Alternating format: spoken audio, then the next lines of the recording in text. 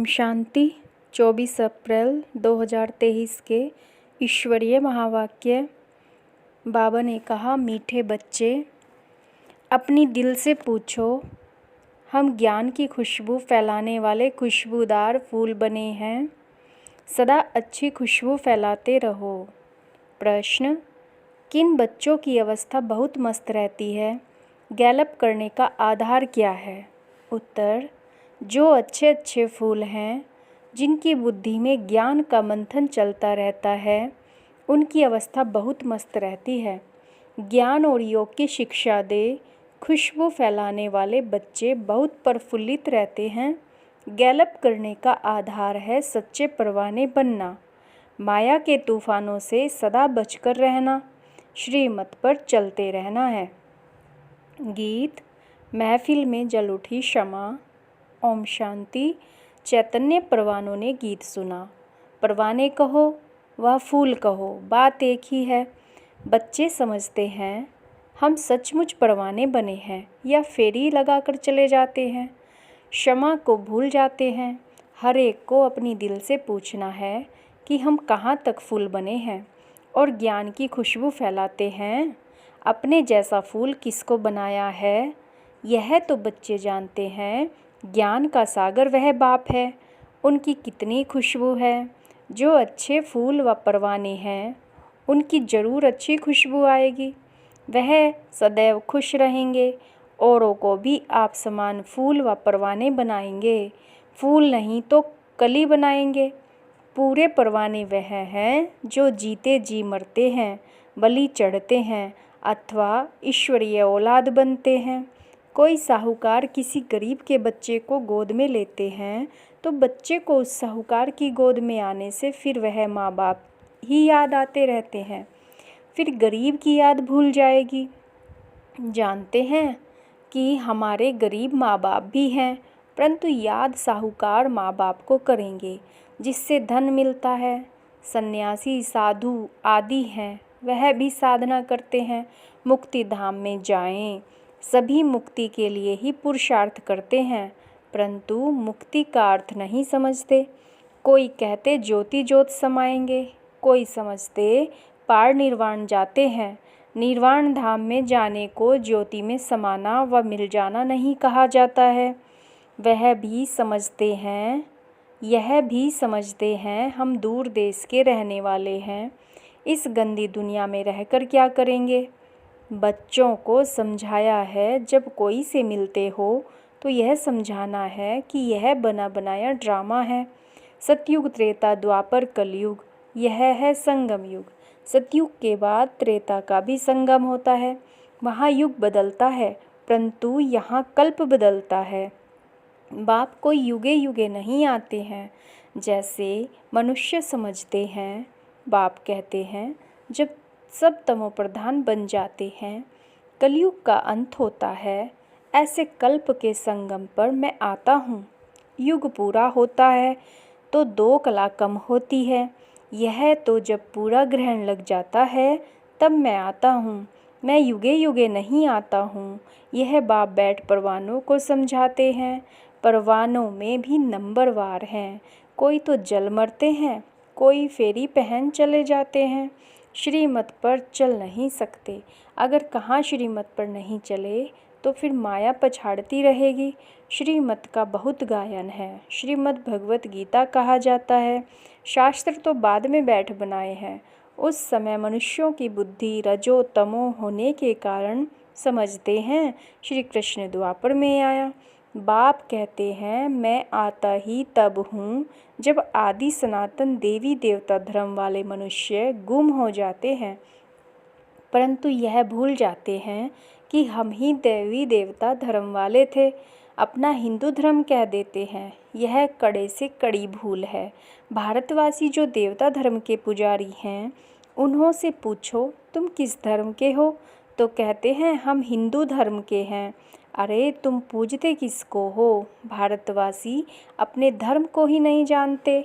यह भी ड्रामा में नूंद है। जब भूलें तब तो फिर से मैं आकर आदि सनातन देवी देवता धर्म की स्थापना करूं। सतयुग में है ही एक धर्म। यह बातें बाप बैठ समझाते हैं।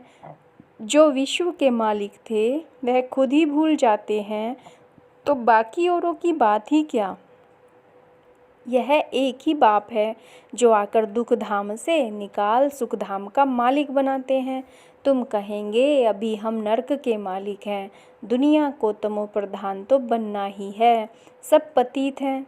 तब तो पावन के आगे जाकर नमस्ते करते हैं। मनुष्य सन्यासियों आदि को गुरु बनाते हैं क्योंकि वह पावन हैं। समझते हैं गुरु द्वारा पावन नहीं बनेंगे तो सद्गति कैसे होगी, परंतु फॉलो तो करते नहीं। गुरु लोग फिर उनको कहते भी नहीं कि तुम फॉलो करो, कहाँ करते हो, पवित्र कहाँ बनते हो। यहाँ तो बाप कहते हैं अगर तुम पावन निर्विकारी बनते हो तो मेरे फॉलोवर नहीं। अगर तुम पावन निर्विकारी बनते हो तो मेरे फॉलोवर हो नहीं, नहीं बनते हो तो तुम, बाबा कहते यहाँ तो बाप कहते हैं अगर तुम पावन निर्विकारी बनते हो तो मेरे फॉलोवर हो, नहीं बनते हो तो तुम फॉलोवर नहीं हो। ऊंच गति को पा नहीं सकेंगे। सन्यासी ऐसे नहीं कहेंगे कि फॉलो करो, नहीं, नहीं तो सजा खानी पड़ेगी। यह बाप कहते हैं श्रीमत पर चलो, नहीं तो बहुत त्राही त्राही करना पड़ेगा। वह तो समझते आत्मा निर्लेप है, परंतु नहीं, आत्मा ही सुख दुख देखती है, यह कोई भी समझते नहीं। बाबा बार बार समझाते हैं बच्चे, मंजिल बहुत भारी है। इस समय तुम पुरुषार्थ करते हो जबकि दुखी हो। तुम जानते हो सतयुग में हम बहुत सुखी रहेंगे, वहाँ यह पता नहीं रहेगा कि हमको फिर दुख धाम में जाना है। हम सुख में कैसे आए, कितने जन्म लेंगे, कुछ भी नहीं जानते। अभी तुम जानते हो कि ऊंच कौन ठहरे। तुम ईश्वर की औलाद होने के कारण जैसे ईश्वर नॉलेजफुल है, तुम भी नॉलेजफुल ठहरे। अभी तुम ईश्वर के बच्चे हो, देवताएं थोड़े ईश्वर के बच्चे कहलाएंगे। अभी तुम ईश्वरीय औलाद हो, परंतु नंबरवार। कोई तो बड़े मस्त हैं, समझते हैं हम तो बाबा की मत पर चलते रहते हैं। जितना मत पर चलेंगे उतना श्रेष्ठ बनेंगे। बाप सम्मुख बैठ बच्चों को समझाते हैं, बच्चे देह अभिमान छोड़ो, देही अभिमानी बनो, निरंतर याद करो, परंतु सदैव याद कर नहीं सकेंगे। याद रहेगी नंबरवार पुरुषार्थ अनुसार, सो भी रिजल्ट अंत में निकलेगी। बाप तो है ही सुखदाता, ऐसे नहीं कि दुख भी बाप ही देते हैं। बाप कभी बच्चे को दुख नहीं देते हैं, बच्चे अपनी उल्टी चलन से दुख पाते हैं। बाप दुख नहीं दे सकते, कहते हैं हे भगवान बच्चा दो तो कुल वृद्धि को पाएगा। बच्चे को बहुत प्यार करते हैं, बाकी दुख अपने कर्मों का ही पाते हैं। अब भी बाप तो बच्चों को बहुत सुखी बनाते हैं, कहते हैं श्रीमत पर चलो, आसुरी मत पर चलने से तुम दुख पाते हो। बच्चे बाप और टीचर अथवा बड़ों की आज्ञा न मानने से दुखी होते हैं, दुखदाई खुद बनते हैं, माया के बन पड़ते हैं। ईश्वर की मत तुमको अभी मिलती है। ईश्वरीय मत की रिजल्ट 21 जन्म तक चलती है, फिर आधा कल्प माया की मत पर चलते हैं। ईश्वर एक ही बार आकर मत देते हैं, माया तो आधा कल्प से है ही है, मत देती ही रहती है। माया की मत पर चलते 100% दुर्भाग्यशाली बन पड़ते हैं। तो जो अच्छे अच्छे फूल हैं वह इसी खुशी में सदैव मस्त रहेंगे। नंबरवार तो है ना, परवाने कोई तो बाप के बन श्रीमत पर चल पड़ते हैं। अक्सर करके गरीब ही अपना पूरा पोता मेल लिखते हैं। साहूकारों को तो डर रहता है कि कहाँ हमारे पैसे न ले लेवें। साहूकारों के लिए बड़ा मुश्किल है। बाप कहते हैं मैं गरीब निवाज हूँ, दान भी हमेशा गरीब को ही किया जाता है। सुदामा की बात है ना, चावल चपटी ले उनको महल दे दिए।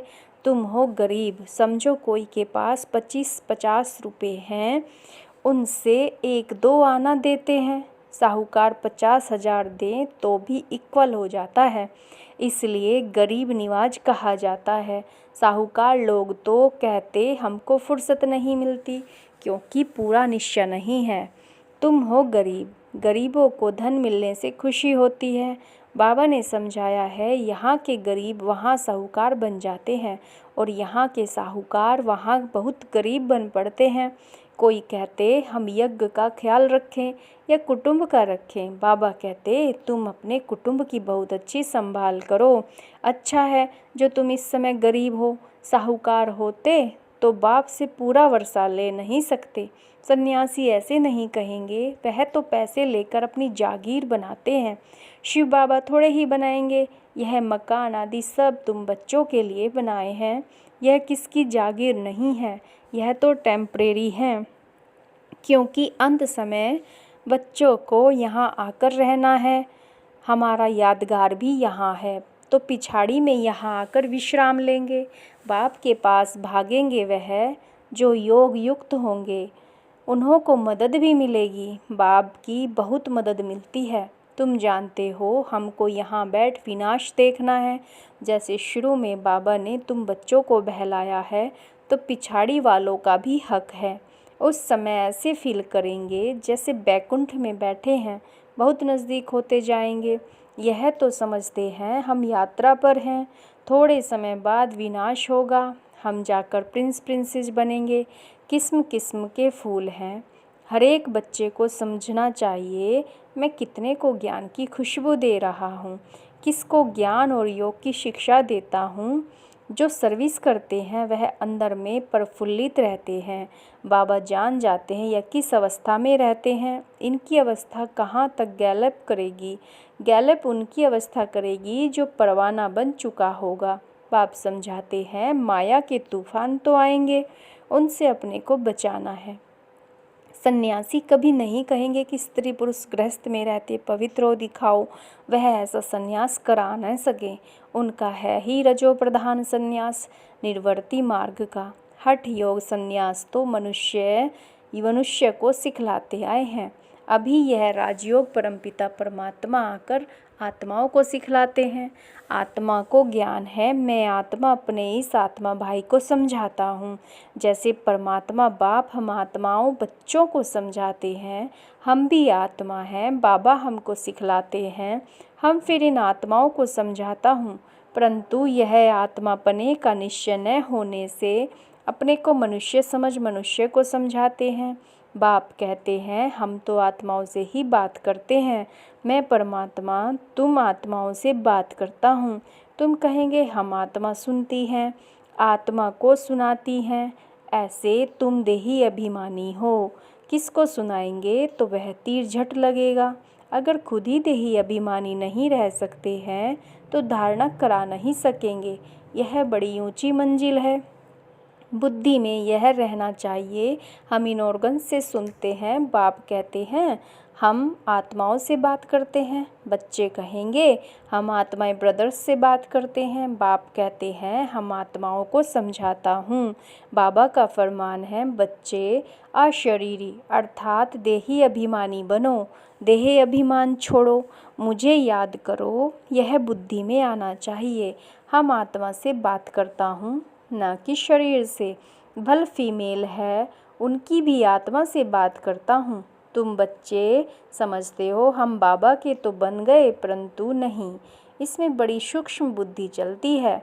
मैं आत्मा समझाता हूँ, यह बुद्धि में आता है। ऐसे नहीं कि मैं फलानी को समझाता हूँ, नहीं, यह हमारा भाई है, इनको रास्ता बताना है, यह आत्मा समझ रही है। ऐसे समझो तब आत्मा को तीर लगे। देह को देखकर सुनाते हैं तो आत्मा सुनती नहीं है। पहले ही वार्निंग दो, मैं आत्मा से बात करता हूँ। आत्मा को तो न मेल कहेंगे न फीमेल कहेंगे। आत्मा तो न्यारी है। मेल फीमेल शरीर पर नाम पड़ता है।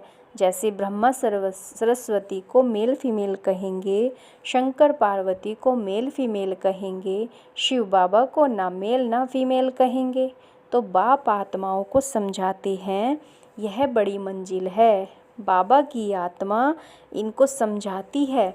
आत्मा को इंजेक्शन लगाना है तब देह अभिमान टूटता है, नहीं तो खुशबू नहीं निकलती है। ताकत नहीं रहती। हम आत्मा से बात करते हैं, आत्मा सुनती है। बाप कहते हैं तुमको वापस जाना है, इसलिए देही अभिमानी बनो, मन मना भव। फिर ऑटोमेटिकली मध्यजी भव आ जाता है। मूल बात है ही मन मना भव। बाप को याद करो। भल कहते हैं तो सब भगवान को याद करो, परंतु जानते नहीं। खास कहते ईश्वर को याद करो। श्री कृष्ण को व किसी देवता को याद नहीं करना है। अभी तुम बच्चों को बड़ी सूक्ष्म बुद्धि मिलती है। सवेरे उठ विचार सागर मंथन करना है। दिन में सर्विस करनी है, क्योंकि कर्म योगी हो। लिखा हुआ भी है, नींद को जीतने वाले बनो, रात को जाग कमाई करो। दिन में माया का बड़ा बखेड़ा है। अमृत वेले वायुमंडल बहुत अच्छा रहता है। बाबा को यह तो लिखते नहीं कि फलाने टाइम पर उठ विचार सागर मंथन करते हैं। इसमें बड़ी मेहनत है। विश्व का मालिक बनते हैं तो ज़रूर थोड़ी मेहनत तो करनी पड़ेगी। अच्छा, मीठे मीठे सिकिलदे बच्चों प्रति माता पिता बाप दादा का याद प्यार और गुड मॉर्निंग। रूहानी बाप की रूहानी बच्चों को नमस्ते।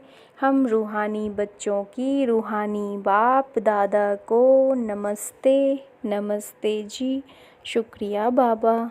धारणा के लिए मुख्य सार। पहला, देही अभिमानी बनने की मेहनत करनी है। हम आत्मा भाई से बात करता हूँ। आत्मा बोलती है, आत्मा इन ऑर्गन से सुनती है। यह अभ्यास करना है। दूसरा, ऊंच गति के लिए पावन निर्विकारी बनना है। जीते जी मरकर पूरा परवाना बनना है। वरदान, एक हिम्मत की विशेषता द्वारा सर्व का सहयोग प्राप्त कर आगे बढ़ने वाली विशेष आत्मा भव। जो बच्चे हिम्मत रखकर निर्भय होकर आगे बढ़ते हैं, उन्हें बाप की मदद स्वतः मिलती है। हिम्मत की विशेषता से सर्व का सहयोग मिल जाता है। इसी एक विशेषता से अनेक विशेषताएं स्वतः आती जाती हैं। एक कदम आगे रखा और अनेक कदम सहयोग के अधिकारी बने। इसी विशेषता का औरों को भी दान और वरदान देते रहो, अर्थात विशेषता को सेवा में लगाओ तो विशेष आत्मा बन जाएंगे। स्लोगन, बुद्धि से इतने हल्के रहो जो बाप अपनी पलकों पर बिठाकर साथ ले जाएं। ओम शांति।